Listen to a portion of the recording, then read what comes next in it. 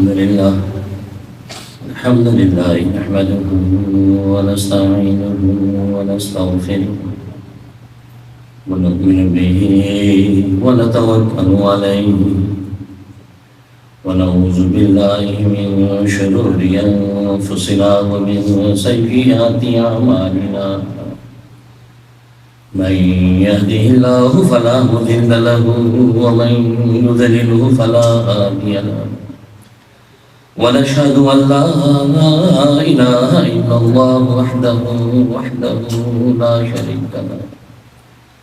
لا شريك له ولا نظير له ولا مثل له ولا مثال له ونشهد أن سيدنا وسندنا وشفيعنا وشفيع أمرنا وحبيبنا وحبيب ربنا ومولانا محمدا عبده ورسوله أرسله الله إلى كافة للناس بشيرا ونذيرا وداعيا إلى الله بإذنه وسراجا منيرا أما بعد فأعوذ بالله من الشيطان الرجيم بسم الله الرحمن الرحيم إن الله وملائكته يصلون على النبي يا أيها الذين آمنوا صلوا عليه وسلموا تسليما اللهم صل على محمد وعلى آل محمد كما صليت على إبراهيم وعلى آل إبراهيم إنك حميد مجيد اللهم بارك على محمد وعلى آل محمد كما باركت على إبراهيم وعلى آل إبراهيم إنك حميد مجيد اللهم صل على محمد النبي الأمي اللهم صل على محمد النبي الأمي اللهم صل على محمد بعدد كل داء ودواء وبارك وسلم اللهم صل على محمد بعدد كل داء ودواء وبارك وسلم بسم الله الرحمن الرحيم باب الانبساط إلى الناس وقال ابن مسعود رضي الله تعالى عنه خالق الناس ودينك لا تكلمنه والدعاء مع الأحد به قال حدثنا آدم قال حدثنا شعبة قال حدثنا بطيئة قال سمعت أنس بن مالك رضي الله تعالى يقول إن كان النبي صلى الله عليه وسلم ليخالطنا حتى يقول لأخ لي صغير يا أبا أمير ما فعل النغير به قال حدثنا محمد قال أخبرنا أبو معاوية قال حدثنا هشام بن أبي عن عائشة رضي الله تعالى عنها قالت كنت أعلم بالبنات عند رسول الله صلى الله عليه وسلم وكان لي صواحب يلعبن معي وكان رسول الله صلى الله عليه وسلم إذا دخل ينكمعن منه فيسربهن إلي فيلعبن معي. بزرگان محترم، برادران عزیز اور میری اسلامی بہن، امام بخاری رحمہ اللہ تعالیٰ نے کتاب الادب کے تحت باب باندھا ہے، باب الانبساط الی الناس۔ اس کے تحت دو حدیثیں لائے ہیں۔ پہلی حدیث انس بن مالک رضی اللہ تعالیٰ عنہ سے مروی ہے اور دوسری حدیث حضرت عائشہ صدیقہ رضی اللہ تعالیٰ عنہ سے مروی ہے۔ جیسے کہ میں نے عرض کیا تھا، امام بخاری رحمہ اللہ تعالیٰ جب کسی باب کا ترجمہ باندھتے ہیں تو اس کے ماتحت جو حدیث لاتے ہیں اس باب کے ساتھ اس کو مناسبت ہوتی ہے۔ ترجمۃ الباب ترجمے کو عنوان کو کہتے ہیں۔ فنی حدیث میں باب کا عنوان ترجمۃ الباب کہلاتا ہے۔ اس کے بعد امام بخاری سند حدیث لاتے ہیں اور سند حدیث کے بعد حدیث کا متن ذکر کرتے ہیں۔ یہاں امام بخاری رحمہ اللہ تعالیٰ نے ترجمۃ الباب باندھا، باب الانبساط الی الناس، لوگوں کے ساتھ خندہ پیشانی کے ساتھ پیش آنا، خوش روی کے ساتھ خندہ پیشانی کے ساتھ لوگوں کے ساتھ پیش آنا، یہ باب باندھا ہے اور اس کے تحت 2 حدیثیں لائے ہیں۔ ظاہر ہے کہ امام بخاری رحمہ اللہ تعالیٰ کی عادت شریفہ ہے کہ بعض دفعہ تو ترجمۃ الباب میں وہ الفاظ منتخب کرتے ہیں جو بعینی اس کے ماتحت حدیثوں میں موجود ہوتے ہیں، اور کبھی ایسا ہوتا ہے کہ بعینی الفاظ تو حدیثوں میں موجود نہیں ہوتے، لیکن ان احادیث سے جو مفہوم حاصل ہوتا ہے اس مفہوم کو ترجمۃ الباب بنا دیتے ہیں۔ اور یہ بات تمام محدثین کے یہاں مسلم ہے کہ امام بخاری رحمہ اللہ تعالیٰ کا تفقہ ان کے تراجم میں بند ہے۔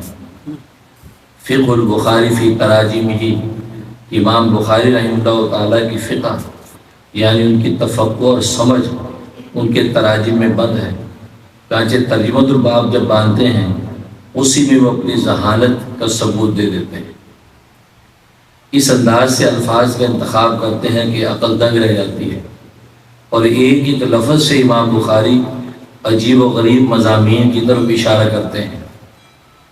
اس لیے محدثین نے مستقل شروحات تراجم پر لکھی کہ امام بخاری جو عنوان باندھتے ہیں باب کا، اس باب میں جو الفاظ کا انتخاب کرتے ہیں اس کے پیچھے رمز اور راز کیا ہے، اس پر شروحات محدثین نے لکھی، جبکہ عام محدثین کی عادت نہیں ہے کہ ترجمۃ الباب کی مناسبت کے تحت وہ نیچے حدیث لاتے ہوں، لیکن امام بخاری کا یہ انوکھا انداز ہے اور اس قدر عجیب و غریب ہے، اور بعض دفعہ ایسا کرتے ہیں کہ امام بخاری ترجمۃ الباب باندھتے ہی نہیں ہیں، باب ان کہہ کے اس کو خالی چھوڑ دیتے ہیں، باب کا کوئی عنوان ہی نہیں باندھتے، اس پر محدثین گفتگو کرتے ہیں، بعض فرماتے ہیں کہ شاید صاحباً بھول گئے ہوں، رہ گیا لکھنا بھول گئے، لکھنا چاہتے ہوں،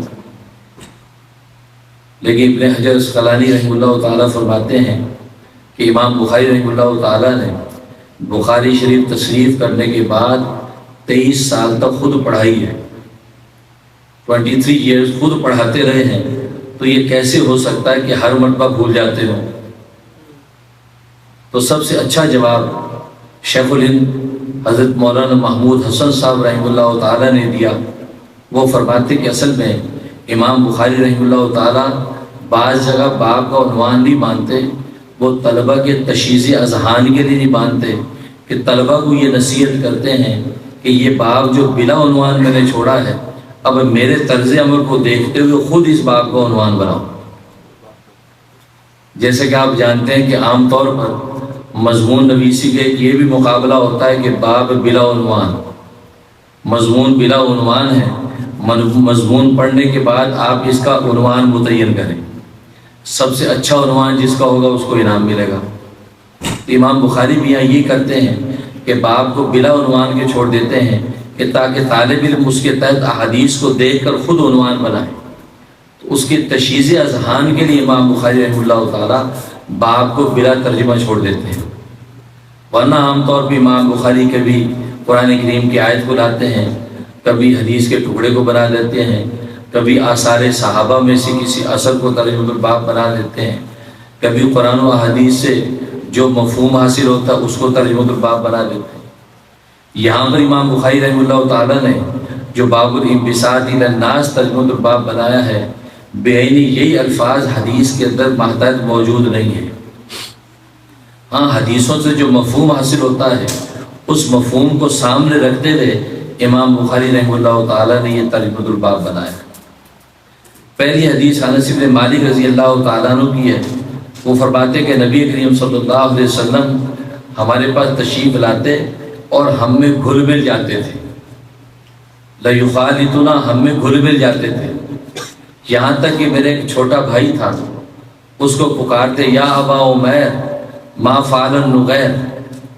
اصل میں ہوا یہ کہ انس بن مالک رضی اللہ تعالیٰ عنہ کے ایک ماں شریک بھائی تھے، ابو عمیر ان کا نام تھا، انہوں نے ایک بلبل پال رکھا تھا جس کو عربی میں نغیر کہتے ہیں، بلبل پالی ہوئی تھی۔ تو نبی کریم صلی اللہ علیہ وسلم جب بھی تشریف لاتے تو اس چھوٹے بچے کے ساتھ کھیلتے تھے، تو جو بلبل اس نے پالی ہوئی تھی اس کے ساتھ بھی آپ بھی کھیلتے، اس کے ساتھ شریک ہوتے، وہ بھی خوش ہوتا۔ تو جب بھی تشریف لاتے تو آپ اس بچے کے ساتھ اس کی بلبل کا حال احوال پوچھتے، اس کے ساتھ کھیلتے۔ ایک مرتبہ آپ تشریف لائے، دیکھا کہ ابو عمیر جو بڑا افسردہ بیٹھا ہے، خاموش۔ تو آپ تشریف لائے کہ پوچھا ابو عمیر کہاں ہے؟ کہا جی وہ بیٹھا ہے، تو بڑا اداس ہے۔ تو آپ نے پوچھا یا ابا عمیر، اے ابو عمیر، ما فعل النغیر، تمہاری بلبل کا کیا ہوا؟ یعنی اس کے پاس بلبل نہیں تھی، وہ بلبل سے کھیلتا تھا۔ کہا کہ تمہاری وہ بلبل کا کیا ہوا؟ اس موقع پہ آپ نے یہ الفاظ فرمائے جو انس بن مالک رضی اللہ تعالیٰ نے نقل کیے۔ تو اس نے پھر بتایا کہ اصل میں وہ مر گیا ہے، میں نے اس کو جو مٹی میں دفنا دی، اس کی قبر بنا کے دفنا دیا ہے، وہ مر گیا کسی وجہ سے۔ تو نبی کریم صلی اللہ علیہ وسلم نے اس کے ساتھ اس کا افسوس کیا، دکھ کا اظہار کیا۔ یہ پہلی حدیث ذکر کی امام بخاری نے۔ دوسری حدیث حضرت عائشہ صدیقہ رضی اللہ تعالیٰ نے کی ہے کہ جس میں فرماتے کنت اعلم بالبنات، میں اپنی گڑیوں کے ساتھ کھیلتی تھی۔ بنات سے مراد سہیلیاں نہیں ہیں، بنات سے مراد گڑیاں، بچیوں کی ڈالز ہوتی ہیں۔ تو اپنی گڑیوں کے ساتھ کھیلتی تھی عند رسول اللہ صلی اللہ علیہ وسلم، رسول اللہ کے سامنے گڑیاں میری ہوتی، ان سے کھیلتی تھی۔ وکان علی صواحب، میری کچھ سہیلیاں تھیں، یلعبن معی، سہیلیاں بھی میرے ساتھ کھیلتی تھی، وہ بھی محلے سے آ جاتی تھی، ہم گڑیوں کے ساتھ گھر میں کھیلتے تھے۔ تو کان رسول اللہ صلی اللہ علیہ وسلم اذا دخل، کبھی رسول اللہ صلی اللہ علیہ وسلم گھر تشریف لاتے تو ینقمعن منہ، تو یہ میری سہیلیاں دوڑ کے حضور سے چھپ جاتی تھی۔ جیسے بڑے بزرگ گھر میں آ جائیں تو محلے کے بچے چھپ جاتے، ایک حیا کی وجہ سے وہ چھپ جاتی تھی۔ تو فیصرفہن الیہ، تو رسول اللہ ان کو پھر میرے پاس بھیج دیتی تھی، جاؤ جاؤ بھائی کھیلو، ایشا کھیلو، تو میرے پاس بھیج دیتی۔ تو فیعلبن معی، تو پھر وہ سہیلیاں میرے ساتھ ان گڑیوں کے ساتھ کھیلتی تھی۔ دوسری یہ حدیث امام بخاری لائے ہیں۔ تو ظاہر ہے کہ ان دونوں حدیثوں کے مفہوم کو اگر دیکھیں تو انبساط الی الناس کا مفہوم نکلتا ہے کہ ظاہر ہے پہلے والے معاملے میں بھی نبی کریم صلی اللہ علیہ وسلم نے جو ابو عمیر کو اس حالت میں دیکھا ہے، اس کو خوش کرنے کے لیے آپ نے اس سے سوال کیا کہ تمہارے لال کا کیا ہوا، تمہاری وہ بلبل کا کیا ہوا؟ اس نے بتایا، آپ نے افسوس کا اظہار کیا، اس کو تسلی دی۔ اور دوسری اس میں حضرت عائشہ صدیقہ رضی اللہ تعالیٰ عنہ وہ گڑیوں کے ساتھ کھیل رہی ہیں، تو آپ جو ان کی سہیلیوں کو ان کے ساتھ بھیج رہے ہیں کہ چلو تفریح کرو تاکہ اس کا دل خوش ہو جائے، تو سرور و فرحت حاصل ہو۔ یہ دو حدیث امام بخاری رحمہ اللہ تعالیٰ لائے ہیں، اور باب کا استنباط کیا انبساط الی الناس، کہ لوگوں کے ساتھ خندہ پیشانی کے ساتھ پیش آنا۔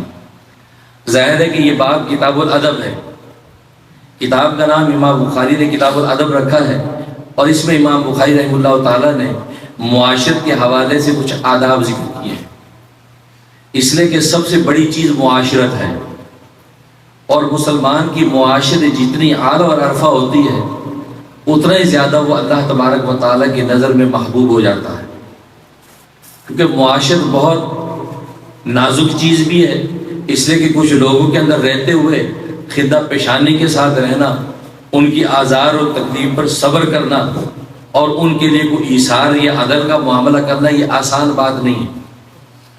اس لیے معاشرت بہت اہم ہے، اس لیے کہ اسلام کے 5 شعبے ہیں۔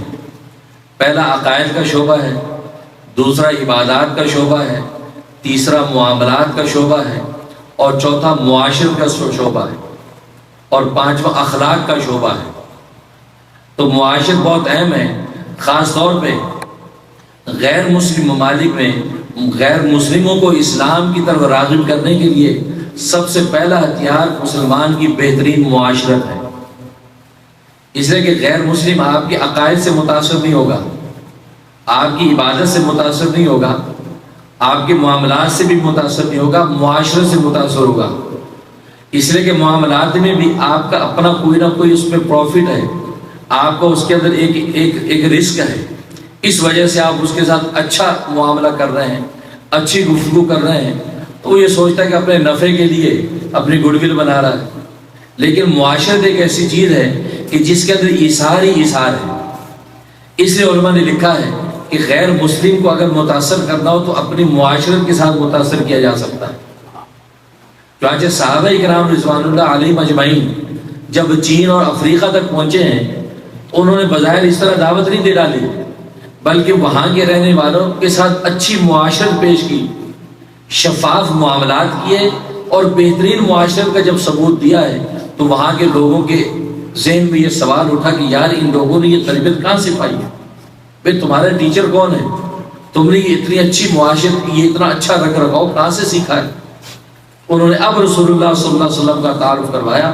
اب صحابہ اکرام کے عقائد کی بھی ان کی نظر میں اہمیت ہوئی، اب ان کی عبادات کی بھی اہمیت ہوئی، اب ان کے معاملات کی صفائی بھی ان کو سمجھ میں آنے لگی۔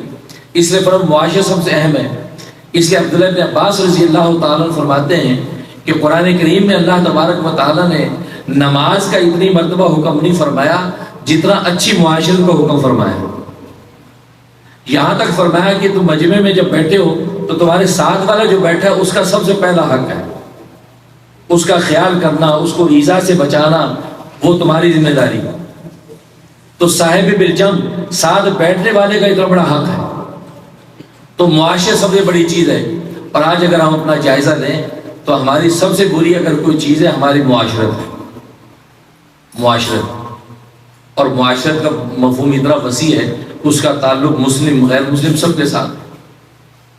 صرف موالات کی اجازت نہیں ہے، غیر مسلموں کے ساتھ دل کی محبت کی اجازت نہیں ہے، باقی ان کے ساتھ اچھی معاشرت، ان کے ساتھ مدارات، ان کے ساتھ معاملات، ان سب چیزوں کی اجازت ہے۔ تو بہترین معاشرت، تو امام بخاری رحمہ اللہ تعالیٰ کتاب الادب میں دیگر آداب کے ساتھ ساتھ بہترین معاشرت بھی بتلاتے ہیں۔ اس لیے امام بخاری نے یہاں باب باندھا، باب الانبساط للناس، لوگوں کے ساتھ خندہ پیشانی سے پیش آنا، خوش روی کے ساتھ ان سے ملاقات کرنا، یہ سب سے بڑی معاشرت ہے۔ چنانچہ حدیث میں آتا ہے کہ جب کسی مومن مسلمان کو ہنستا دیکھو تو دعا دے دو کہ عزک اللہ سنک، اللہ تجھے ہنستے ہی رکھے۔ یہ کیا مطلب؟ وہ ایمانی رشتے کی بنیاد پر ایک اظہار محبت ہے کہ یہ ہنس رہا ہے، یاد ہے اس کو ہنستے رکھ۔ یہ اسی وقت ہوگا جب ایک مومن کا دوسرے مومن کے دل بالکل پاکیزہ اور شفاف ہوگا، پھر اس کو دعا دے۔ لیکن آج اپنی ہماری حالت یہ ہوتی ہے، ہم کسی کو ہنستا دیکھتے ہیں تو خود رونے لگتے ہیں، غمزدہ ہو جاتے ہیں، کسی کو روتا دیکھتے ہیں تو ہنستے ہیں۔ تو بالکل ایٹیٹیوڈ ہمارا بالکل اس کے خلاف ہے۔ لیکن بہترین معاشرت کا حصہ ہے کہ آپ لوگوں کے ساتھ ہنس مکھ بن کے رہو۔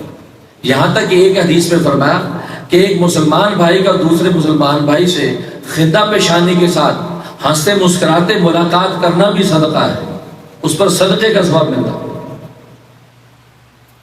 لیکن آپ نے دیکھا کہتے جمعہ 8 دن انسان نماز روزہ کرنے لگتا تو ویسے ہی تفصیلدانی ہو جاتا ہے، اس پر غلبہ آخرت اتنا طاری ہو جاتا ہے کہ وہ مسکراہٹ تو چھین جاتی ہے اس سے، گھر میں بھی تسبیح کھڑکاتا رہتا ہے اور کسی سے سیدھے منہ بات نہیں کرتا، وہ سمجھتا ہے شاید میں بڑا ولی ہو گیا، پر یہ ولایت و معرفت نہیں ہے۔ خود نبی عائشہ صدیقہ رضی اللہ تعالیٰ عنہ فرماتی ہیں کہ رسول اللہ صلی اللہ علیہ وسلم گھر میں تشریف لاتے تھے، ہمارے ساتھ گھر مل جاتے تھے، ہمارے کاموں میں ہاتھ بٹا رہے ہیں، آٹا ہم گوندھ رہے ہیں تو وہ چولہے میں آگ جلا رہے ہیں، ہم اگر کوئی ایک کام کریں وہ دوسرے کام میں ہاتھ بٹا رہے ہیں۔ تو گویا کہ نبی پاک صلی اللہ علیہ وسلم گھر کے اندر ان کی معاشرت کا یہ عالم ہوتا ہے۔ اور آج ہم مردوں کی تو حالت یہ ہوتی، گھر آتے ہی جناب وہ تو سوال ہے کہ بھی تھوڑی سی مدد کر لیں، یہ بہت کام کیا ہے، خود کرو سب کچھ جو کرنا ہے، مسکراہٹ تو چھینی جاتی ہے۔ جبکہ محلے والے کہتے ہیں جی آپ کے ہسبینڈ ماشاءاللہ بڑے اچھا مسکراتے ہیں، بڑے ہنسمکھ ہیں، تو وہ بیچاری کہتے کہ نہیں وہ جو ہے کہتے ہنستے ہیں تو وہ پھول جھڑتے ہیں، تو بیچاری کہتی ہے وہ پھول سارے باہر پھینک کے آ جاتے ہیں، گھر آتے تو کانٹے لے کے آتے ہیں۔ تو ادھر نبی کریم صلی اللہ علیہ وسلم یہ بتا رہے کہ انبساط للناس، لوگوں سے خندہ پیشانی سے پیش آنا۔ جب مسافہ لوگ پرتپاک طریقے سے مسافہ، جب بہت سے بیچارے غلبہ آخرت ایسا طاری ہوتا ہے تو مسافہ دیتے ہیں، ہاتھ میں آپ کے ہاتھ میں دے دیا، آپ خود سنبھالے اس کا ہاتھ، بہت پہنچا ہوا ہے جی، پہنچی ہوں ماشاءاللہ۔ تو ایسا غلبہ آخرت اگر آپ پر طاری ہے، حکیم اللہ تعالی فرماتے ہیں آپ اپنے اوپر طاری رکھیں، دوسروں پر تو طاری نہ کریں، ان کے ساتھ تو آپ ان کی معاشرت نبھائیں، ان کا رکھ رکھ نبھائیں۔ چاہے آپ اگر کسی کے گھر جائیں اور وہ نکلے اور خندہ پیشانی سے پرتپاک نہ ملے تو آپ کی کیا حالت ہوتی ہے؟ آپ سوچتے یار غلط ٹائم آ گیا، لگتا ہے ان کا موڈ آف ہے، اچھا پھر میں دوبارہ بعد میں آ جاؤں گا، نہیں ٹھیک ہے، منہ لٹکا ہوا ہے، بال بکھرے ہوئے ہیں۔ نہیں، حدیث میں آتا ہے کہ نبی کریم صلی اللہ علیہ وسلم، حضرت عائشہ فرماتی ہیں کہ باہر دروازہ کسی نے کھٹکھٹایا تو نبی کریم صلی اللہ علیہ وسلم جلدی سے ایک پانی کی رکابی، حضرت عائشہ صدیقہ رضی اللہ تعالیٰ ایک پانی کی رکابی رکھتی تھی جس میں جب وہ پرندے پانی پیتے تھے تو نبی پاک ان کے پاس آئے اور اپنا امامہ درست کیا، اپنی ہاتھوں سے داڑھی کو کنگھی کرنے لگے۔ تو حضرت عائشہ نے فرمایا یا رسول اللہ آپ بھی یہ کرتے ہیں؟ آپ تو ان چیزوں سے باز آتا ہے۔ فرمایا کہ نہیں عائشہ، ایک مسلمان کا دوسرے مسلمان سے ملنے کا یہ حق ہے کہ جب اس کو ملے تو بن سنور کر ملے تاکہ اس کے ظاہری حلیے سے بھی اس کو ایذا نہ ہو، اس کے ظاہری حلیے سے بھی اس کو تکلیف نہ ہو۔ اور آج اگر کوئی آ جائے، ہم جس حال میں اسے ہاتھ اٹھ کے آ جائے باہر، تو بیچارہ الٹی سی ٹوپی سی ٹیڑھی ہوئی ہے، داڑھی بکھری پڑی ہے، تو بیچارہ بات بھی نہیں کر پائے گا، خندہ پیشانی تو دور کی بات ہے۔ اس لیے امام بخاری فرمایا کہ انبساط اتنا خندہ پیشانی پیش آنا، اور نبی پاک صلی اللہ علیہ وسلم نے فرمایا کہ یہ تو صدقہ ہے، آپ مسکرا کے ملاقات کر لیں گے آپ کو صدقے کا ثواب مل جائے گا، اور اس ثواب کتنا ملے گا ابھی تو ہم اس کی خبر نہیں ہے، جب ثواب کے دفتر کھولے جائیں گے تو پتہ چلے گا کہ یار ایک مسکرانے پہ اللہ تبارک و تعالی نے مجھے کیسا اجر و ثواب عطا فرمایا۔ اس لیے انبساط الناس، اور خود سرکار دو عالم صلی اللہ علیہ وسلم، اور آگے فرماتے امام بخاری ابن مسعود کا ایک قول لائے ہیں، فرماتے خالد الناس و دینوں کا لا تقریباً نہ ہو، کہ لوگوں کے ساتھ میل ملاپ رکھو لیکن اپنے دین کو زخمی نہ ہونے دو۔ یہ شرط ہے، یہ حد بندی ہے کہ مسکرانا کتنا ہے، آپ نے اس کی مسکراہٹ کا اور انبساط کا ایک حد بنا دی، پر اتنا نہ آپ کسی کے ساتھ مخالطت کریں، اس کو خوش کرنے یا مسکرانے کی حد اتنی نہ ہو جائے کہ آپ کا اپنا دین مجروح ہونے لگے۔ فرمایا کہ دین مجروح ہونے تک آپ کو مسکرانے، ان کے اختلاط کی اجازت ہے، اس کی دل جوئی کی اجازت ہے، لیکن جہاں دین آپ کا زخمی ہونے لگے فرمایا اس کی اجازت نہیں، کیونکہ مقصود تو دین ہے۔ اسے لا تکلیماً نہ ہو وہ دعا مع الاہل، اور فرمایا کہ گھر والوں کے ساتھ ہنسی مذاق کرنا یہ بھی سنت ہے۔ گھر والوں کو دعا با، محدثین فرماتے ہیں کہ زبان کے ساتھ یعنی قولی ہنسی مذاق، یعنی زبان سے ایسی بات کہہ دی کہ ہنسی آ گئی گھر، تو اپنے بیوی بچوں کے ساتھ فرمایا ہنسی مذاق کرنا، فرمایا یہ بھی سنت ہے۔ یہ نہیں کہ دوستوں کے ساتھ ہی ہنسی مذاق ہوتی، بیوی کے ساتھ ہنسی مذاق ہی نہیں کرنی، بچوں کے ساتھ ہنسی مذاق ہی نہیں کرنی، فرمایا نہیں، دعا با اپنے اہل خانہ کے ساتھ ہنسی مذاق۔ اور سرکار دو عالم صلی اللہ علیہ وسلم اپنے اہل میں محدثین فرماتے ہیں متعلقین بھی شامل ہیں، متوسلین بھی شامل ہیں، دوست احباب بھی شامل ہیں، اور خود اہل خانہ بھی ہیں۔ تو نبی کریم صلی اللہ علیہ وسلم کی معاشرت ایسی تھی کہ اپنے صحابہ کرام رضوان اللہ علیہم اجمعین کے ساتھ بھی آپ ہنسی مذاق فرماتے تھے، مزاح فرماتے تھے، اور پاکیزہ اور سچا مزاح فرماتے تھے۔ اس لیے کہ مزاح کسی کو ہنسانے کی نیت سے جھوٹ بولنے کی بھی اجازت نہیں ہے، سچا مزاح، اور نبی کریم صلی اللہ علیہ وسلم سچا مزاح فرماتے ہیں۔ ایک صحابی آئے، اس نے فرمایا یا ذا الانف، ایک ناک والے ادھر آ۔ اب ناک ایک ہی ہوتی ہے لیکن اس انداز سے کہہ دیا کہ لوگ مجمع سارا ہنس پڑا۔ یا ذا الاذنین، اے دو کان والے، اب کان دو ہی ہوتے ہیں لیکن وہ کہہ اس انداز سے دیا کہ لوگ ہنسنے لگے۔ ایک شخص آیا کہ یا رسول اللہ صلی اللہ علیہ وسلم مجھے اونٹ چاہیے سواری کے لیے، ایک منزل میں مجھے پہنچنا ہے۔ فرمایا نہیں، ہم تمہیں اونٹ کے بچے پر سوار کریں گے۔ تو وہ کہہ رہے نہیں یا رسول اللہ بچہ تو مجھے اونٹ چاہیے، بچہ مشکل ہے، اس منزل تک جانا ہے۔ آپ مسکرائے، آپ نے فرمایا کہ وہ اونٹ بھی کسی کا بچہ ہوگا۔ تو مجمع میں سب لوگ ہنسے لگے۔ اب یہ سچا مذاق، ہنسے لگے۔ ایک مرتبہ کھجوریں کھا رہے ہیں، سب صحابہ بیٹھے ہیں، کھجوریں کھا رہے ہیں، ساتھ حضرت علی مرتضیٰ رضی اللہ تعالیٰ عنہ بھی موجود ہیں۔ آپ کھجوریں کھا کے گٹھلی حضرت علی کے آگے رکھ رہے ہیں۔ اب جب کھجوروں کا ٹوکرا ختم ہو گیا تو ظاہر ہے کہ حضرت علی کے سامنے ڈبل کھجوروں کی گٹھلیاں تھیں، تو آپ نے سب ڈھیریوں کو دیکھا، حضرت علی کی طرف دیکھا، کہا کہ علی تم نے اتنی کھجوریں کھائیں، یعنی سب سے زیادہ کھجوریں تو نے کھائیں، یہ دیکھو گٹھلیاں کتنی ڈھیر رکھی۔ حضرت علی بھی تو باب العلم والقضاء، وہ بھی تو آپ ہی کا خون ہے۔ تو انہوں نے حضور کے سامنے دیکھا کچھ بھی نہیں ہے، انہوں نے دیکھا بھائی یا رسول اللہ میں نے گٹھلیاں تو چھوڑ دی، آپ نے تو گٹھلیاں بھی نہیں چھوڑی۔ سمجھ میں حاصل ہے. تو یہ ایک دل لگی اور ہنسی مزاح جو ہے زبان سے فرمایا وَالدُّعَاءُ مَعَ الْعَهْدِ. تو نبی کریم صلی اللہ علیہ وسلم یہ بھی فرماتے تھے. یہاں تک کہ نبی کریم صلی اللہ علیہ وسلم نے صحابیات سے بھی مزاح فرمایا, بوڑھیوں سے بھی فرمایا, جوان سے بھی فرمایا. ایک بوڑھیا آئی, بوڑھیا نے کہا کہ یا رسول اللہ دعا کریں جنت میں چلی جائے. فرمایا کہ کوئی بوڑھی جنت میں جائے گی. اب وہ جناب وہ تو روتی دھوتی گھر پہنچی کہ نبی نے جب کہہ دیا ہے اب تو کوئی سوال ہی پیدا نہیں ہوتا. جناب رو رہی, بیٹا شام کو گھر آیا کہ اماں خیریت کیا؟ کہا کہ میں نے رسول اللہ صلی اللہ علیہ وسلم سے دعا کی درخواست کرائی کہ جنت کی دعا کر دیں. آپ نے فرمایا کوئی بوڑھی جنت میں جائے گی. وہ بڑے پریشان ہو. اچھا, وہ دوڑے ہوئے آئی, یا رسول اللہ میری اماں تو رو رو کے بےحال ہو گئی. وہ کہہ رہے کوئی بوڑھی جنت میں جائے گی؟ آپ مسکرا کہ ہاں کوئی بھی بوڑھی جنت میں جائے گی, ہاں جوان ہو کر جنت میں داخل کی جائے گی. تو جوان کر کے, اب یہ سچا مزاح تھا تو عنوان ایسا اختیار فرمایا کہ بعد میں جب بات سامنے تو سب ہنسنے لگے. ایک جوان صحابیہ سامنے انصاری صحابیاں تھی, تو وہ آئیں اور کہا کہ تم یہاں پھر رہی ہو اور تمہارے میاں کی آنکھ میں تو سفیدی اتری ہوئی ہے. یہ بات کہی ہے. اچھا, وہ دوڑی واپس.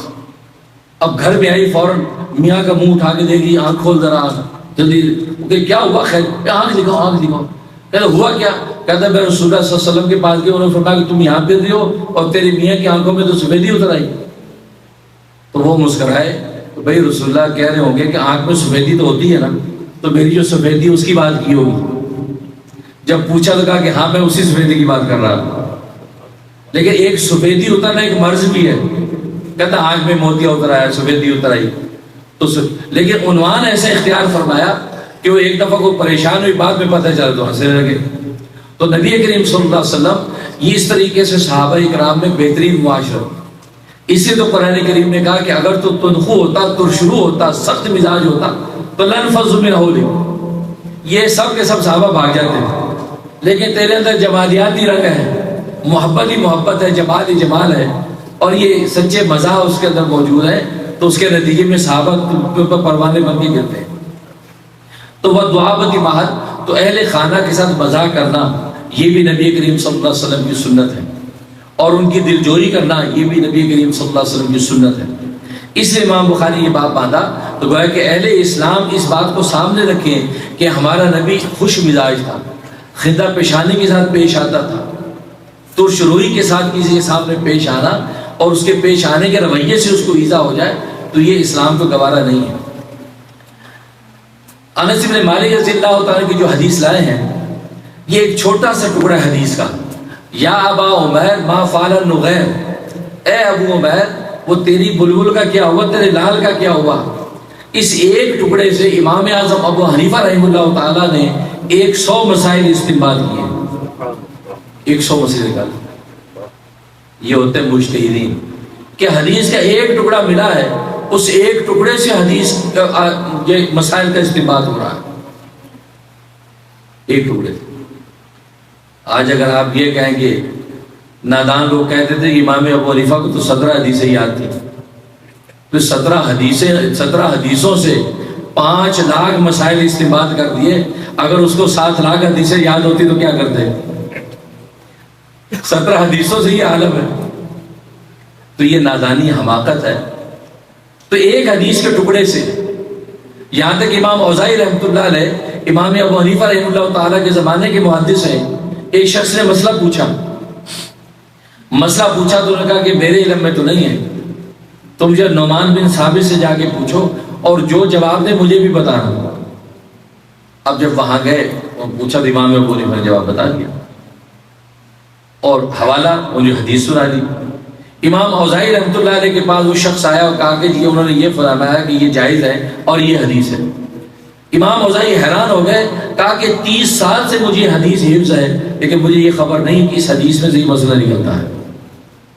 اس سے تو امام شافعی رحمۃ اللہ علیہ فرماتے ہیں کہ یہ جو ہے ہم الاطباء, یہ لوگ طبیب ہیں, ونحن الصیادلہ, ہم پنساری ہیں. جیسے یوں کہنا چاہیے آج کی زبان میں یہ لوگ ڈاکٹرز ہیں اور ہم فارماسسٹ ہیں. فارماسسٹ کے پاس دواؤں کا ڈھیر ہوتا ہے, پوری فارمیسی دواؤں سے بھری ہوتی ہے, لیکن کون سی دوائی کہاں کس مقدار میں استعمال کرنی ہے ڈاکٹر کو پتا ہوتا ہے, وہ لکھ کے دیتا ہے. اس کو فالو کرتا فارمیسسٹ. تو محدثین کی مثال فارمیسسٹ کی ہے کہ 6,000 حدیثیں کتابوں میں انہوں نے لکھ دی, 5 لاکھ حدیثیں ان کو حفظ ہیں, لیکن حدیث سے مسائل کیا نکلتے ہیں, یہ حدیث کہاں کہاں کام آتی ہے, یہ مجتہد بتاتا ہے. یہ کمال مجتہد کو حاصل ہے. امام اعظم ابو حنیفہ رحمۃ اللہ علیہ جیسے مجتہدین اس سے استعمال کرتے ہیں. اس ایک حدیث کے ٹکڑے سے یا ابا عمیر ما فعل النغیر, اس سے 100 مسائل نکالے.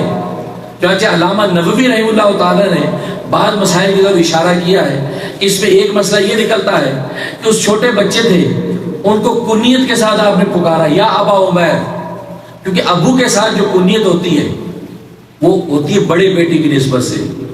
اولاد میں جو بڑا ہوتا ہے بیٹا یا بیٹی, اس کی نسبت سے ابو کہتے ہیں. بڑے بیٹے کا نام اگر عبداللہ ہے تو کہیں گے ابو عبداللہ, اس کا نام عمر ہے تو اسے کہیں گے ابو عمر. اگر بڑی بیٹی کا نام حنیفہ تو کہیں گے ابو حنیفہ. تو بڑی اولاد کی نسبت سے کنیت متعین ہوتی ہے. یہاں پر نبی پاک صلی اللہ علیہ وسلم نے وہ چھوٹے بچے کو یا ابا عمیر ابو عمیر کہا ہے, تو معلوم ہوا کہ جس کی اولاد نہ ہو اس کی بھی کنیت متعین کرنا جائز ہے. حالانکہ وہ چھوٹے بچے کی تو اولاد نہیں ہے, آپ نے اس کو کنیت مقرر فرمایا. معلوم ہوا کہ کسی کی بغیر اولاد کے بھی کسی بھی عنوان سے کنیت رکھنے کی اجازت ہے, جیسے کہ نبی پاک صلی اللہ علیہ وسلم نے یہاں ابو عمیر کہہ کے ان کی کنیت. اور ایک مسئلہ یہ نکالا کہ یہاں پر ما فعل النغیر, کہ اس تیرے بلبل کا کیا ہوا. معلوم ہوا کہ اس سے پرندے پالنا جائز ہے. گھروں میں پرندے پالتے ہیں, چھوٹے چھوٹے طوطے پالتے ہیں, آسٹریلین طوطے پالتے ہیں. تو ان پرندوں کو پالنا جائز ہے بشرطے کہ ان کی خوراک اور غذا اور پانی کا خیال رکھا جائے. کیونکہ ظاہر ہے کہ انہوں نے وہ پرندہ پالا ہوا تھا, نبی پاک صلی اللہ علیہ وسلم آتے تھے, ان کے ساتھ کھیلتے تھے. جب وہ مر گیا تو آپ نے افسوس بھی کیا. مانو کہ یہ پرندے پالنے کی اجازت, کہ ان کو ایزا نہ ہو, تکلیف نہ ہو. حضرت حکیم علامہ تھانوی رحمۃ اللہ علیہ فرماتے ہیں کہ گھر والوں نے مرغیاں پال رکھی تھیں, تو وہ کہیں پڑوس میں کام کرے, تو مجھے کہا کہ دوپہر کے وقت میں مرغیوں کو ذرا کھول دینا, کیونکہ گرمی بہت پڑتی, ذرا تھوڑی کھلی ہوا کھا لیں گے. کہتا میں اپنی تفسیر لکھنے میں بیٹھ گیا, لگ گیا, تو بھول گیا کہ مرغیوں کا ڈربہ کھولنا. اب میں لکھنا چاہتا ہوں, کوئی مضامین قلم پہ اترتے نہیں ہیں, ظاہر علوم تو اوپر سے اترتے ہیں, مضامین قلم پہ اترتے نہیں, قلم چلتا نہیں ہے. سمجھ میں نہیں آیا کہ یہ کیا ہو گیا, یہ سارا قبض کی کیفیت کیوں ہو گئی.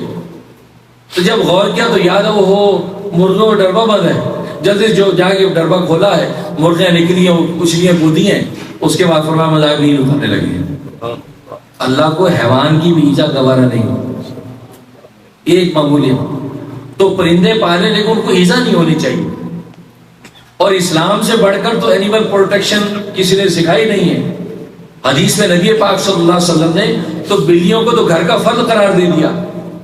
یہ تو تمہارے گھر کا فرد ہے, جیسے گھر میں نوکر چاکر ہوتے ہیں, یہ بلیاں بھی تمہارے گھر کا فرد ہے. اگر یہ دودھ میں منہ مار دیں تو دودھ ناپاک نہیں ہے, ناپاک نہیں ہے, مکروہ تنزیہ ہے.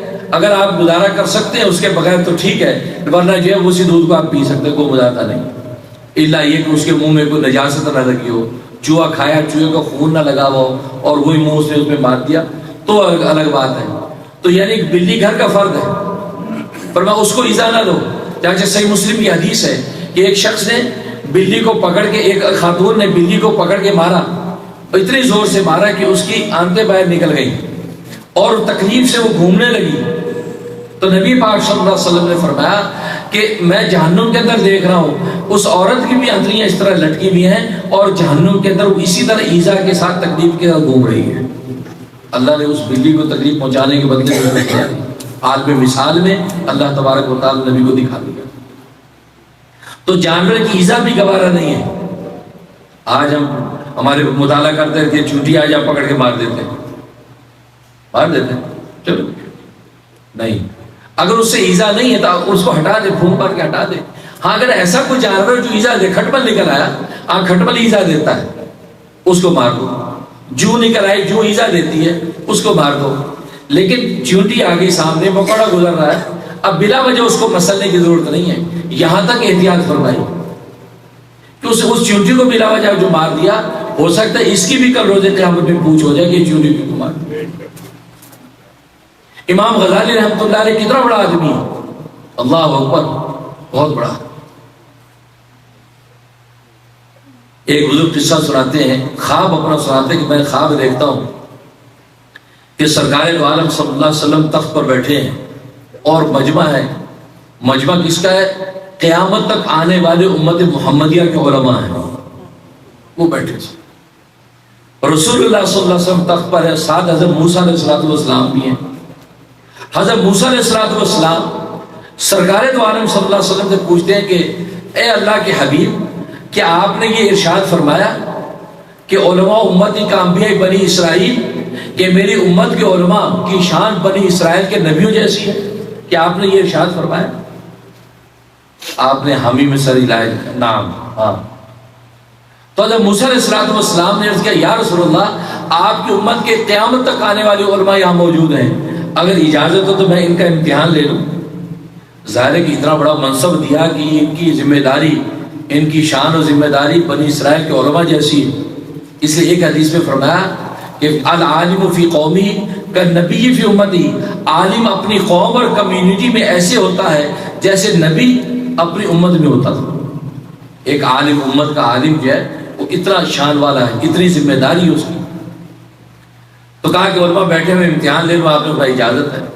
حضرت موسیٰ علیہ السلام کھڑے ہوئے مجمع پہ نظر ڈالی، ایک طرف دیکھا، کہا کہ قوم باذن اللہ، اللہ کے حکم سے کھڑا ہو جا. تو کھڑے ہونے والے کون تھے؟ امام غزالی تھے. امام غزالی. حضرت موسیٰ پوچھتے ہیں مسعود تیرا نام کیا ہے؟ وہ کہتے ہیں حامد ابن محمد ابن احمد ابن، 7 پشتوں کا نام گنوایا. حضرت موسیٰ علیہ السلام نے فرمایا میں نے صرف تیرا نام پوچھا ہے، تیرا نام کیا ہے؟ اور تو نے 7 پشتوں تک بابا دادا بابا نکڑ دادا تک آپ نے گنوا دیے طلب. تو تمہیں اس بات کا ادب پتہ نہیں کہ سوال کا ادب یہ ہے کہ جتنا سوال کیا جائے اتنا جواب دینا چاہیے، اور تم نے اتنا لمبا جواب دیا. تو امام غزالی رحمۃ اللہ علیہ نے فرمایا کہ اے اللہ کے کریم، میں نے یہ طرز جواب آپ سے سیکھا ہے. وہ بڑے حیران ہوئے کہ مجھ سے کیسے سیکھا؟ میرا زمانہ الگ، تیرا نبی الگ، میری امت الگ، تو نے مجھ سے کیسے سیکھا؟ کہا کہ اللہ تعالیٰ نے قرآن میں آپ سے سوال کیا تھا، ما تلک بیمینک یا موسیٰ، اے موسیٰ تیرے سیدھے ہاتھ میں کیا ہے؟ ان کے ہاتھ میں عصا تھا. تو فرمایا کہ اس کا جواب یہ عصا ہے. اس کا یہ جواب بھی نہیں کہ میرا عصا ہے. یہ اگلا سوال ہے کہ یہ کس کا ہے؟ پھر آپ کہے کہ میرا ہے. آپ نے کہا یہ عصا، یہ میرا عصا ہے. اتوکل علیہ، میں اس پہ جب ٹیک لگاتا ہوں. وَأَشُبُّ عَلَىٰ غَنَمِي، اس کے ذریعے سے میں پتے جھاڑتا ہوں. وَلِيَ فِيهَا مَآرِبُ أُخْرَىٰ، اور میرے بڑے نفع ہیں، اس سے بڑے بڑے کام لیتا ہوں. تو امام غزالی نے کہا کہ اللہ نے آپ سے کہا تھا کہ تیرے سیدھے ہاتھ میں کیا ہے؟ آپ کہتے عصا ہے. آپ نے اتنا لمبا جواب کیوں دیا؟ اس پر حضرت موسیٰ علیہ السلام نے فرمایا کہ ارے اللہ کے بندے، وہاں تو اللہ نے مجھ سے سوال کیا تھا، میں نے سوچا کہ لمبا جواب دوں تاکہ اللہ سے تھوڑی دیر باتیں ہوتی رہیں. اس پر جھٹ سے امام غزالی نے فرمایا کہ یہاں کلیم اللہ نے مجھ سے سوال کیا، میں نے سوچا لمبا جواب دوں تاکہ تھوڑی دیر کلیم اللہ سے باتیں ہوتی رہیں. یہ شان امام غزالی، اتنا بڑا عالم. کہتے ہیں کہ جب ان کا وصال ہو گیا تو کسی وقت کے ولی نے ان کو خواب میں دیکھا. کہا کہ کیا ہوا معاملہ؟ کہا کہ اللہ تبارک و تعالیٰ نے ایک مکھی پر ترس کھانے کی وجہ سے میری بخشش کر دی. بڑے حیران ہوئے. کہا کہ آپ کی وہ تصانیف، آپ کے وہ علوم، آپ کے وہ معرفت، کہا کہ کچھ نہیں دیکھا، نہ کوئی کتابیں دیکھی، کچھ نہیں. اللہ تبارک و تعالیٰ کے سامنے جب پیشی ہوئی، کہا کہ زندگی میں جب میں تصانیف کر رہا تھا، ایک مرتبہ میں، پہلے آپ کو پتا کہ دوات اور قلم کا زمانہ تھا، ڈبو ڈبو کے لکھتے تھے، تو میں نے اس دوات میں قلم ڈبویا اور لکھنے کے لیے کاغذ میں جیسے رکھا ہے تو وہ جو اس کے اندر سیاہی کا خطرہ تھا، ایک مکھی آ کے اس کو چوسنے لگی. تو میں نے قلم لکھنے کی بجائے اس کو روک دیا کہ یہ اس کو پی کے ذرا اپنا کلیجہ ٹھنڈا کر لے. میں رکا رہا جب تک اس میں سے پیتی رہی. جب اس نے اپنے پیاس بجھا لی اور اڑ گئی، اب میں نے وہ لکھنا شروع کیا. اللہ تبارک و تعالیٰ نے فرمایا کہ امام غزالی، تو نے وہ مکھی پر ترس کھا کے اس کو پینے دیا، میں آج اس پر وجہ سے تیری بخشش کرتا ہوں. نہ تہجد دیکھے، نہ تصانیف، نہ کتابیں. آج ہم نے اپنے تہجدوں پہ ناز نہیں بھائی، وہاں کیا ہونا ہے یہ کسی کو خبر نہیں، اس سے ڈرتے ہی رہو بس. ڈرتے رہو بس، اس ڈرنے میں کام بننا ہے. یہ نہ سوچا ہم تو بڑے بخشے خوشے ہیں بھی، ہم نے تو کوئی گناہ ہی نہیں کیا. لوگ بعض بڑے حیران ہو کہتے ہیں حضرت پتہ نہیں کیوں مصیبتیں آ رہی، میں نے کبھی کسی کا دل نہیں دکھایا، میں نے کبھی کسی کی زیادتی نہیں کی، میں تو مدد کرتا ہوں لوگوں کی. بڑے بھولے بن جاتے ہیں. ارے ہمارا وجود ہی گناہ ہے، وجود ہی گناہ ہے. حضرت تھانوی رحمۃ اللہ علیہ فرماتے ہیں کہ اللہ تبارک و تعالیٰ نے ایک موقع پر مجھے علم عظیم عطا فرمایا، اور وہ کب کہ میں نے ایک ایذا پر صبر کیا. کیونکہ صبر بہت بڑی چیز ہے، صبر کرنے کا لطف اور اس کے ثمرات پتہ چل جائیں بس صبر ہی ختم.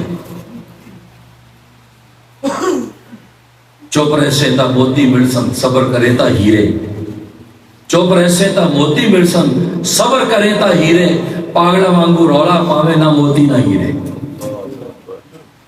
صحیح بخاری کی حدیث ہے. حضرت عمر رضی اللہ تعالیٰ فرماتے ہیں اس دنیا میں سب سے شاندار اور بہترین چیز اللہ نے جو ہمیں عطا کی وہ صبر عطا کیا.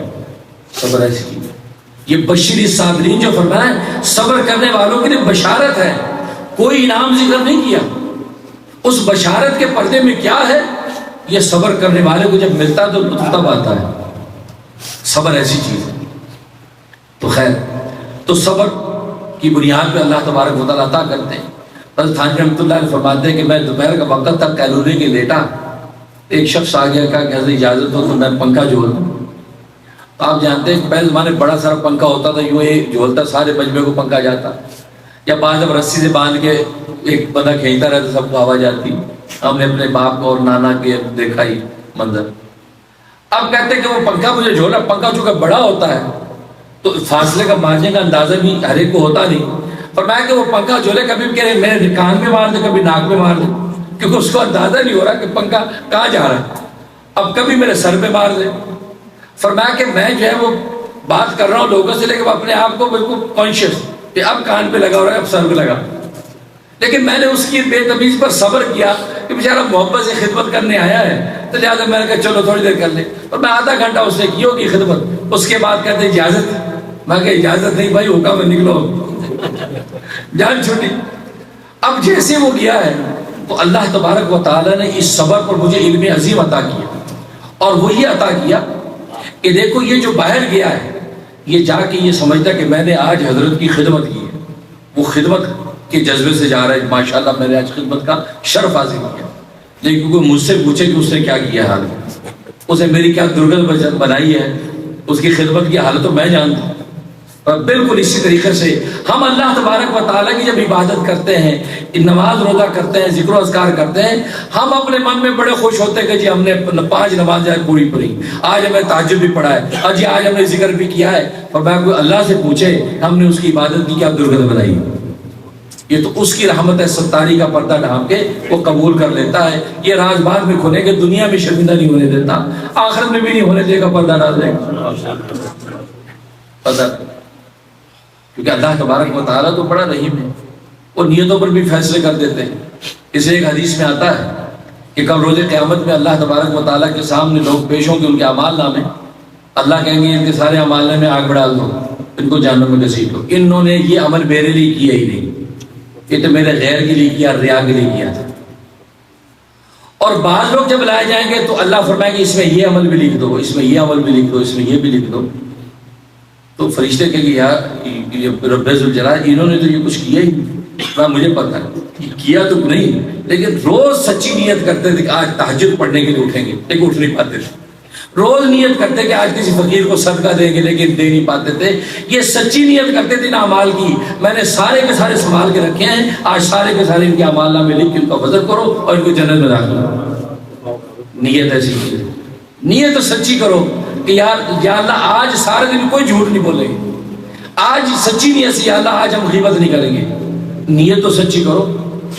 نیت تو یہ کرو کہ یا اللہ آج نماز ایسی پڑھیں گے جیسے صحابہ کی نماز ہوتی تھی.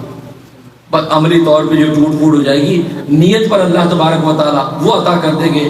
حدیث میں آتا ہے کہ نیت المومن خیر من عملی، کہ مومن کی نیت اس کے عمل سے اعلیٰ ہے، کیونکہ اس کی نیت اعلیٰ سے اعلیٰ کر سکتا ہے، عمل میں کوتاہی ہو سکتی ہے. تو خیر، تو کہنے کا مقصد یہ، تو یہاں یہ مسئلہ نکالا کہ ابا عمیر، تو فرمایا کہ جانوروں کو پالنا اس کی اجازت. اور تیسرا مسئلہ حرم کا اٹھتا ہے. احناف اور شوافی میں یہ اختلاف پیدا ہوتا ہے کہ حرم صرف مکہ کی حرم ہے یا مدینہ کی حرم بھی حرم ہے، اور دونوں کا حکم ایک جیسا یا الگ الگ ہے۔ امام شافعی رحمۃ اللہ علیہ فرماتے ہیں مکہ اور مدینہ کی دونوں حدود حرم کا حکم ایک ہے۔ جیسے مکہ کی حرم کے اندر کسی پرندے کو پکڑ نہیں سکتے، اسی طریقے سے مدینہ کی حرم کا بھی یہی حکم ہے۔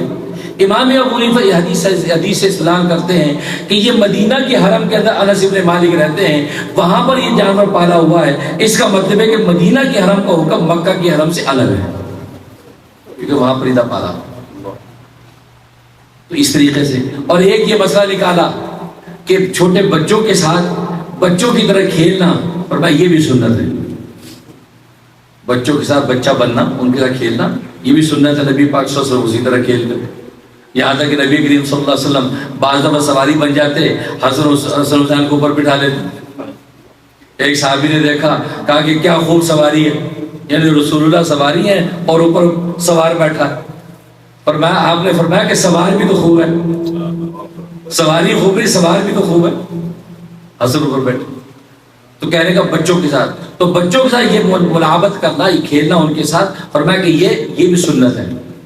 اور آج مزے کی بات، یہاں بچوں کے بگاڑ کی بنیادی وجہ یہ ہوتی ہے کہ یہاں مغربی دنیا میں ماں باپ بچوں کو ٹائم نہیں دیتے، کیونکہ ظاہر ہے کہ ڈالر کی دنیا ہے، نہ یہاں کوئی صدیقی ہے نہ عثمانی ہے، سب ڈالر بھی ہیں۔ کسی نے پوچھا تھا نا کہ جی یہ صدیقی ہے یا عثمانی ہے، پر میں یہاں نہ کوئی عثمانی نہ صدیقی، سارے ڈالر بھی ہیں۔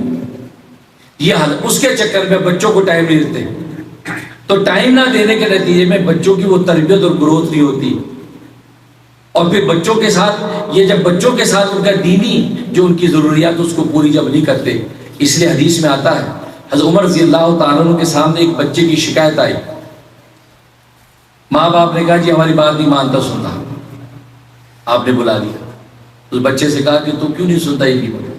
کہا کہ اے امیر المومنین، کیا انہی کے مجھ پر حق ہے یا میرا بھی ان پر کوئی حق ہے؟ کہا کہ نہیں، تمہارا بھی ان پر حق ہے۔ کیا حق ہے؟ اور میں کہ تمہارا پہلا حق یہ کہ تمہارا یہ اچھا نام رکھے، یہ پہلا حق ہے۔ دوسرا حق یہ کہ یہ تمہیں رزق حلال کھلائیں۔ تیسرا حق یہ کہ تمہیں یہ قرآن کی اور دین کی تعلیم دیں۔ چوتھا حق یہ کہ تمہیں محبت اور پیار کے لیے وقت دیں۔ یہ 4 حق ہیں۔ اس بچے نے کہا کہ اے امیر المومنین، ان میں چاروں میں سے ایک بھی انہوں نے حق پورا نہیں کیا۔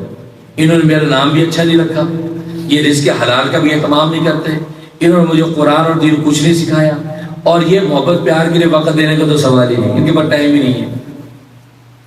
حضرت عمر نے ان کو ڈانٹا، دیکھو اس بچے کے 4 حق تم پورے کرو۔ تو یہ 4 حق ہیں، اچھا نام رکھیں۔ اور آج کل اچھے نام کا بھی حیضہ ہے، دیکھو اچھا نام رکھنے کا حکم ہے، حیضے کا حکم نہیں ہے۔ لوگوں کو نام بتاؤ جی ابو بکر رکھو، کہ جی ابو بکر تو اس کے چچے کے بیٹے کا نام ہے۔ عمر رکھ دو، جی عمر تو پڑوسی کے بچے کا نام ہے۔ جو نام بتاؤ، کہتے ایسا یونیک نام بتائیں کسی کا نہ ہو۔ میں کراچی میں دانفتہ ختم نبوت میں ہوتا تھا، ایک صاحب آئے، کہا جی اس صاحب وہ ماشاءاللہ بچہ ہوا ہے، بڑی خوشی ہے بیٹا، ایسا نام بتائیں بس بڑا یونیک قسم کا۔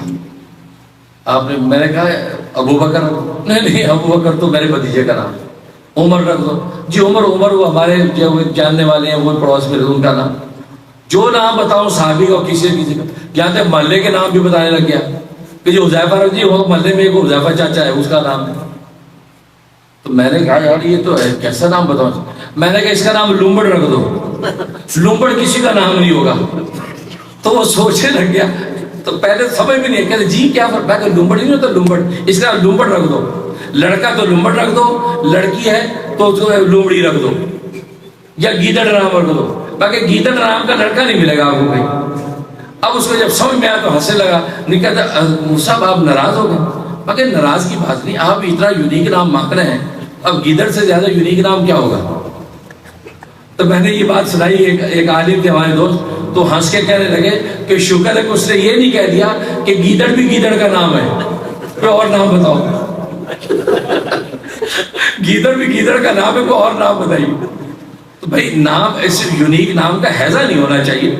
جیسے حضرت تھانوی فرماتے ہیں کہ تقویٰ مطلوب ہے، تقوی کا حیضہ مطلوب نہیں ہے۔ تقویٰ مطلوب ہے، حیضہ مطلوب نہیں۔ تو بھائی یوں نہیں، اچھا نام رکھو، صحابہ صحابیات کے نام ان میں سے اچھا، اس لیے حدیث میں آتا ہے کہ تم اچھے نام رکھو، انبیاء اور صلحاء کے ناموں پہ نام رکھو، اس لیے کہ ناموں کا بھی اثر طبیعت پر پڑتا ہے، طبیعت پر۔ حدیث میں آتا ہے کہ ایک شخص آیا، اب میں من آتا، فرمایا انا صعب، اس صحابی کا نام صعب تھا، انا صعب، سواد عین با صعب، میں نے سخت، فرمایا آپ خاموش آپ، لا انت سہل، نہیں تم نرم ہو، وہ کہ آپ نے اس کا نام چینج کیا، بدلا۔ وہ یہ سمجھا کہ نبی پاک صلی اللہ علیہ وسلم نے سنا نہیں کہ لا یا رسول اللہ انا صعب، آپ نے پھر کہا کہ لا انت سہل، اسے پھر تکرار کیا، نہیں یا رسول اللہ انا صعب، میں صعب ہوں، اسمی صعب۔ اب تیسری مرتبہ تکرار کیا تو آپ خاموش ہو گئے، کہ نام انت صعب، ٹھیک ہے تم صحابی ہو۔ وہ خود صحابی فرماتے ہیں کہ میری اگلی نسلوں تک میں مزاج میں ایسی سختی پیدا ہو گئی ہے کہ بھائی بھائی سے بات کرتے تو ایسے لگتا ہے کہ لڑ رہا ہے۔ کہتا آج تک مجھے اس بات کا دکھ ہے کہ میں نے نبی پاک صلی اللہ علیہ وسلم کے اس اشارے کو نہیں سمجھا کہ میں اپنے نام کو بدلے۔ اس لیے کہتے ہیں کہ بزرگ جو ہوتے ہیں وہ اگر ایک بات کہتے تو زیادہ تکرار نہ کرے، اس وقت خاموش ہو جائے، پتہ اس کے پیچھے کیا حکمت ہے، کیونکہ اللہ کے ولی بزرگ جو بول رہے ہیں وہ تو کسی لقاء کے تحت بول رہے ہیں، ایک آدھ دفعہ سب کہا نہیں پر خاموش ہو، پھر بعد میں بات کریں، یہ ادب ہے۔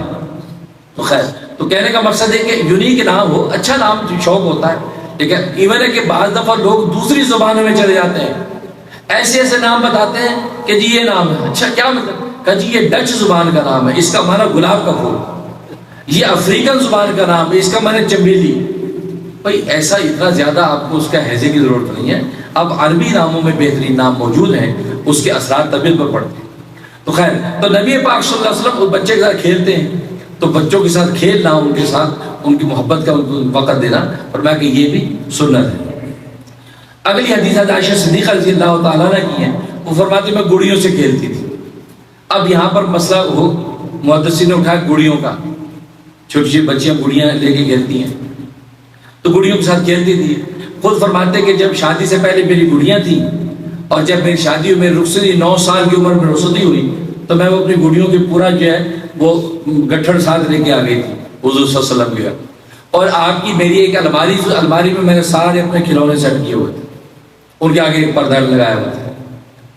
ایون ہے کہ حدیث میں آتا کہ نبی کریم صلی اللہ علیہ وسلم غزوہ تبوک کے موقع سے واپس جب آئے تو ہوا چلی تو پردہ ہٹ گیا، جب پردہ ہٹا تو سارے کھلونے نظر آئے۔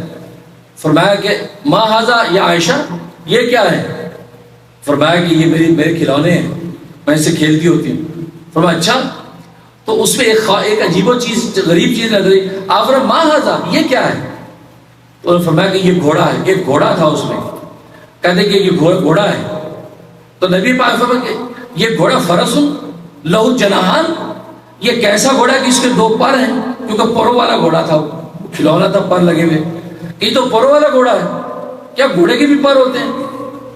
تو حضرت عائشہ فرمایا الم تسمع یا رسول اللہ، کیا آپ نے سنا نہیں کہ سلیمان علیہ السلام کے گھوڑے پروں والے ہوتے تھے، یہ پر والا گھوڑا ہے، اور سلیمان کے گھوڑے پروں والے تھے تو یہ پر والا گھوڑا ہے۔ تو کہتے یہ سنا تو نبی پاک سے اتنے ہنسے ہیں، فرمایا کہ آپ کی یہ دانت، یہ کونچلیاں تک نظر آنے لگی، اتنے آپ بھی محظوظ ہوئے اس جواب سے کہ جھٹ سے جواب دیا الم تسمع ان لسلیمان فرس لہو جناحان، کیا آپ نے سنا نہیں کہ ان کے گھوڑے ہوتے تھے جن کے پر تھے؟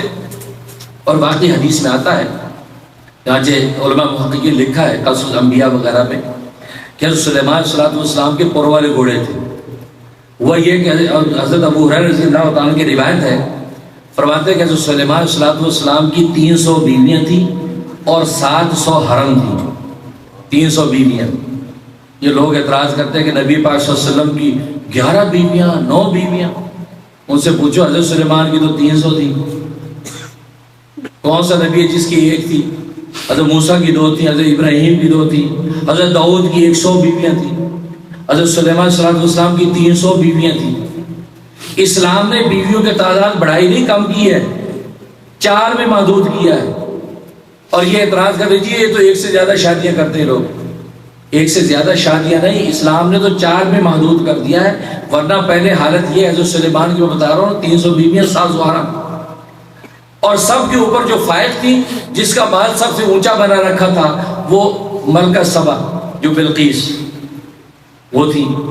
تو ایک مرتبہ بلقیس نے کہا کہ سلیمان آپ تخت شاہی پہ گھومتے ہیں، ہر جگہ سیر سپاٹا کرتے ہیں، تو مجھے بھی ذرا اس پہ بٹھا کے ایک دن سیر کروائیں۔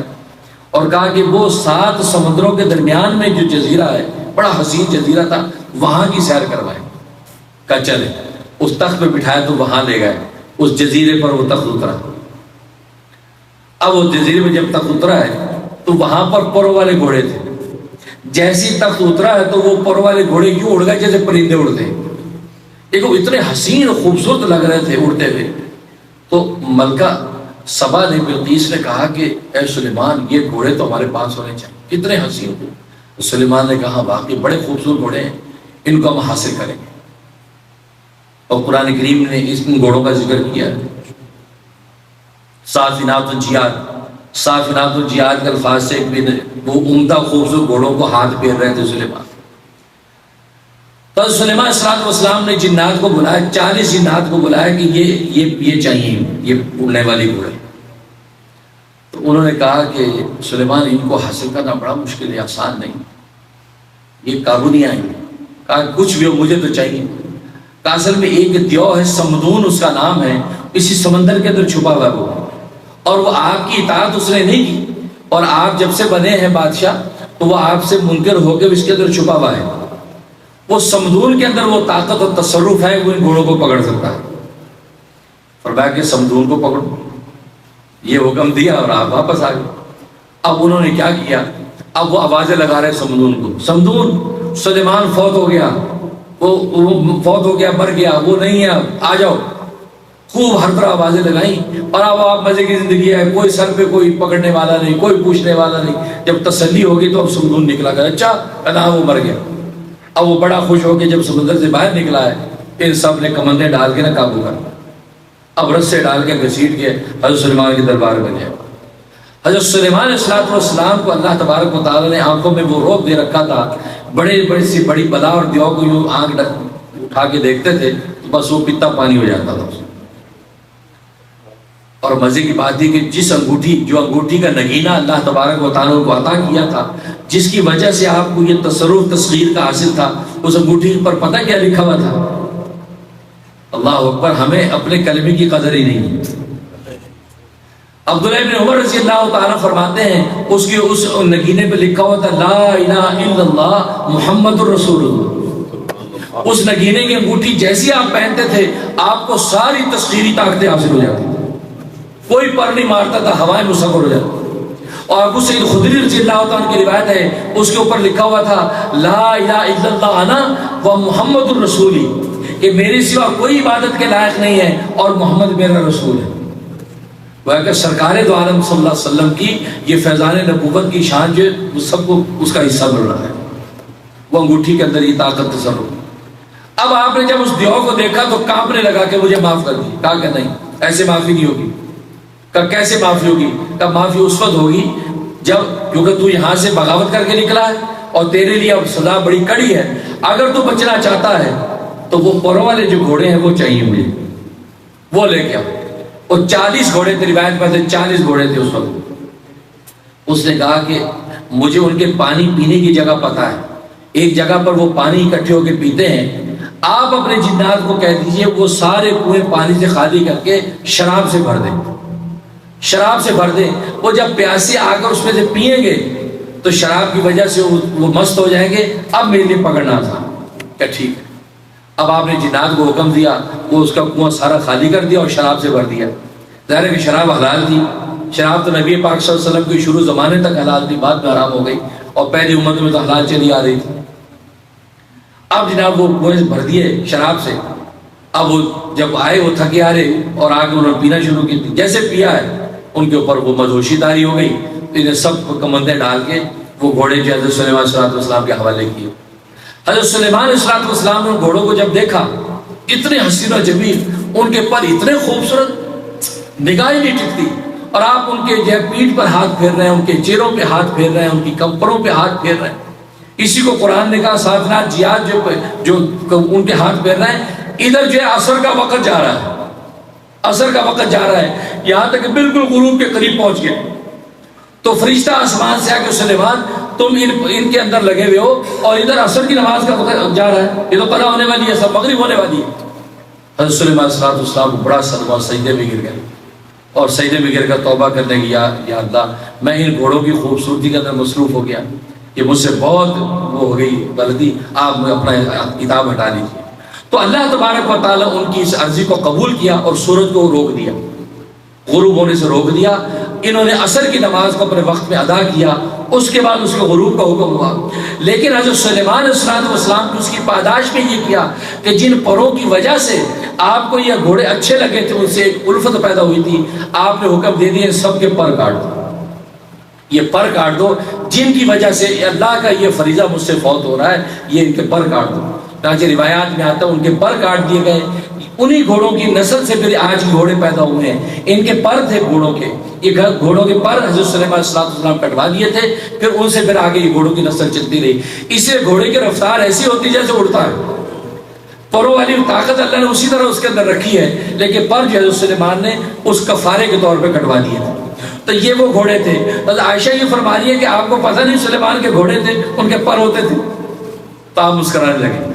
اس لیے علماء نے لکھا ہے کہ کھلونے، بچوں کے کھلونے تربیت اور تعلیم کی نیت سے رکھنا جائز ہے، وہ حرام نہیں ہے، وہ تصویر اور بت کے حکم میں نہیں ہے۔ راجہ علامہ شامی رحمۃ اللہ نے مسئلہ لکھا ہے قاضی ابو یوسف رحمۃ اللہ علیہ کے حوالے سے کہ تعلیم و تربیت کی نیت سے بچوں کے جو کھلونے ہیں اس کے رکھنے کی اجازت ہے۔ یہاں تک لکھا ہے کھلونوں کے کاروبار اور تجارت کرنا بھی بلا کراہت جائز ہے۔ اسی یہ مسئلہ اس حدیث سے مستنبط کیا کہ عائشہ صدیقہ رضی اللہ تعالیٰ پر کھلونے تھے۔ اور تربیت کا کیا مطلب؟ تربیت کا مطلب یہ ہے کہ چھوٹی بچیاں جب یہ گڑیاں بناتی ہیں، ان گڑیوں کو نہلاتی ہیں، ان کو کنگھا کرتی ہیں، اس کے بچے کا آج کل تو خیر اور ٹیکنالوجی کے ساتھ بنائے جاتے ہیں، ڈائپر بدل رہی ہیں، تو بچیوں کی تربیت ہوتی ہے کہ بچے کو کیسے سنبھالنا ہے، وہ گود میں لے کے پھرتی رہتی ہیں، وہ ان کی تربیت ہو رہی ہے۔ اس لیے فقہ نے لکھا یہ تربیت۔ تو پہلے زمانے میں اپنے سادہ طریقے سے وہ کپڑے سے بنا دیے، وہ کالے بٹن لگا کے تو آنکھ بن گئی، تو اس طریقے سے گڑیاں بنتی تھیں۔ اور پھر جیسے یہ گھوڑے پر والے موجود ہیں، اس کا مطلب دوسرے جو کھلونے ہیں، جانوروں کے کھلونے، یہ بچوں کی دلجوئی کے لیے، تربیت کے لیے اس کی اجازت ہے۔ اس کے اندر تصویر اور مجسمے کا حکم نہیں ہے۔ اس لیے جہاں پر تصویر اور مجسمے کے ناجائز ہونے کا حکم ہے، وہاں یہ بھی شرط ہے کہ وہ لوب البنات، وہ لوب البنات میں سے نہ ہو، یعنی کھلونوں میں سے اگر وہ مجسمے نہیں ہیں اور تو وہ حرام ہے، لیکن جو کھلونے ہیں تو بچے گھر کے اندر بچے کھیل سکتے ہیں، تو وہ تصویر کے حکم میں نہیں ہے۔ باقی اگر کوئی شخص نہیں رکھنا چاہتا، وہ اس کا مزاج ہے، اس کی مرضی ہے، لیکن کسی دوسرے رکھنے والے کو حرام نہیں کہہ سکتا، یہ نہیں کہہ سکتا یہ ناجائز کر رہا ہے۔ اور اگر وہ کھلونے اگر دائیں بائیں پڑے، نماز پڑھنی ہے تو کوشش کرے کہ اس کو ہٹا دے، لیکن اگر ایسا کھلونا دائیں بائیں پڑا بھی ہو تو لوگوں لوب البنات ہے، جائز ہے، تو نماز میں کوئی کراہت نہیں آتی ہے۔ وہ اس حدیث سے اطلاع کیا محدثین نے کہ حضرت عائشہ صدیقہ رضی اللہ عنہ نے فرمایا، اور بچیوں کے ساتھ حضرت عائشہ جو وہ کھلونے کھیلتی۔ ایک مسئلہ یہ استنباط کیا محدثین نے کہ بیوی اور میاں کے درمیان جب عمر کا اتنا بڑا تفاوت ہو تو اب ظاہر ہے کہ حضرت عائشہ صدیقہ رضی اللہ تعالیٰ عنہ جب سرکار دو عالم صلی اللہ علیہ وسلم کا وصال ہوا تو ان کی عمر 18 سال تھی۔ 18 سال تھی، 9 سال میں رخصتی ہوئی، 18 سال 9 سال حضور صلی اللہ علیہ وسلم کے ساتھ رہی، تو گویا کہ وہ ایک چھوٹی عمر کی لڑکی ہے۔ اس لڑکی کے جو جذبات ہیں وہ ایک شوخی اور چنچل اس کی طبیعت میں ہے، تو بڑی عمر کے شوہر کو چاہیے اس کا لحاظ رکھے، یہ بھی سنت ہے۔ جبکہ اس وقت نبی پاک صلی اللہ علیہ وسلم کی عمر 55 سال تھی جب حضرت عائشہ صدیقہ رضی اللہ عنہا سے نکاح ہوا۔ اب کتنا بڑا عمر کا فرق ہے، اور آج یہ ہوتا ہے امریکہ کے چکر میں آپ کو 18 سال کی بچی مل جاتی ہے، خود 50 سال کا بابا ہے، جو امریکہ رہتا ہے دے دو۔ اب یہاں بابا جو ہے وہ اس کو اسی طرح رکھنا چاہتا ہے، اس کے طبیعت میں شوخی چنچل کھیل کھلنڈرا پن ہے اس کے اندر، تو وہ اس پر شک کرنے لگتا ہے، اس پر شک کرنے لگتا ہے، اس شک کی وجہ سے گھر کا سارا نظام درم برم ہونے لگتا ہے۔ اور جی یہ ایسے ایسے رنگ برنگ کپڑے پہنتی ہے، ہمیں شکایت لوگ کرتے ہیں، جی ایسے پہنتی ہے، بن ٹھن کے جاتی ہے، یہ کرتی ہے وہ کرتی، بھائی اس کی تو عمر وہی ہے، بھائی 17 سال کی آپ لے کے آئے، اس کی وہ شوخی چنچل، اس کا سجنا بننا اس کا ایک شوق ہے۔ اب آپ بڈھے بابے ہو گئے، اب آپ کو خام خواہ جو ہے اس پہ شک شبہ کر رہے ہیں، جبکہ نبی پاک صلی اللہ علیہ وسلم کی سنت۔ تو نبی پاک صلی اللہ علیہ وسلم نے حضرت عائشہ کے جذبات کا خیال رکھا، اور یہی وجہ ہے کسی اور بیوی کے پاس کھلونے نہیں ہیں، کسی اور بیوی کا تذکرہ ہے اس کے بعد، کیونکہ سب بیویاں بڑی عمر کی ہیں لیکن یہ چھوٹی عمر کی آئی، اس لیے یہ بھی سنت ہے کہ بیوی کی عمر کے اعتبار سے اس کے خیالات اور جذبات کا خیال رکھنا، یہ بھی نبی کی سنت ہے۔ جب اس کا خیال نہیں رکھا جاتا اس کے نتیجے میں پھر شبہوں کو شبہات پیدا ہوتے ہیں، نتیجہ ہے کہ فیملی کا شکل ٹوٹتا ہے اور الفت و محبت نہیں رہتی ہے۔ اس کا بھی لحاظ اور خیال رکھنا چاہیے۔ اس لیے امام بخاری باب باندھا ہے کہ باب انبساط الناس، لوگوں کے ساتھ خندہ پیشانی سے پیش آنا۔ اللہ سے دعا ہے کہ اللہ تبارک و تعالی عمل کرنے کی توفیق عطا فرمائے۔ ربنا تقبل منا انک انت السمیع العلیم وتب علینا انک انت التواب الرحیم۔ اللهم انا نسألک الهدى والتقى والعفاف والغنى۔ یا اللہ میرے گناہوں کو معاف فرما، یا اللہ میری خطاؤں سے درگزر فرما، یا اللہ میری نیکیوں کا قبول فرما، یا اللہ ہم تمام حاضرین مجلس کو اپنے سچی محبت عطا فرما، یا اللہ اپنا مقبول و محبوب عطا بنا، یا اللہ ہمارے درس کو قبول و منظور فرما، لفظ و خطا کو یا اللہ معاف فرما، یا اللہ درگزر فرما، یا اللہ ہمارے ظاہر باطن کی حفاظت فرما، یا اللہ ہم تمام حاضر مجلس سے تو راضی ہو جا، یا اللہ اپنا قرب خاص عطا فرما، یا اللہ اس مسجد کو عظیم مرکز ہدایت بنا، یا اللہ اس کے منتظمین کو یا اللہ جزائے خیر عطا فرما، اس کے محبین معاونین یا اللہ مخلصین سب کو یا اللہ جزائے خیر عطا فرما، یا اللہ اپنا خصوصی نظر کرم نازل فرما، یا اللہ ہمارے دوست جے فاروق بٹ صاحب اور یا اللہ اور جتنے احباب ہیں سب کو یا اللہ جزائے خیر عطا فرما، جنہوں نے یا اللہ اس درس کا اہتمام کیا ہے یا اللہ اس کو قبول و منظور فرما۔ یا اللہ آج ہماری مجلس میں ہمارے ایک بزرگ محترم حکیم صاحب بھی موجود ہیں، یا اللہ ان کو بھی صحت و عافیت عطا فرما، یا اللہ ان کو بھی فقہ فیض فہم فرما۔ بہت سی کتابیں انہوں نے تصنیف کی ہیں، یا اللہ ان کی تصانیف کو قبول و منظور فرما۔ اللہم انا نسألک الہدی والتقی والعفاف والغنی، وصلی اللہ تعالی علی خیر خلقہ محمد و آلہ و اصحابہ اجمعین برحمتہ۔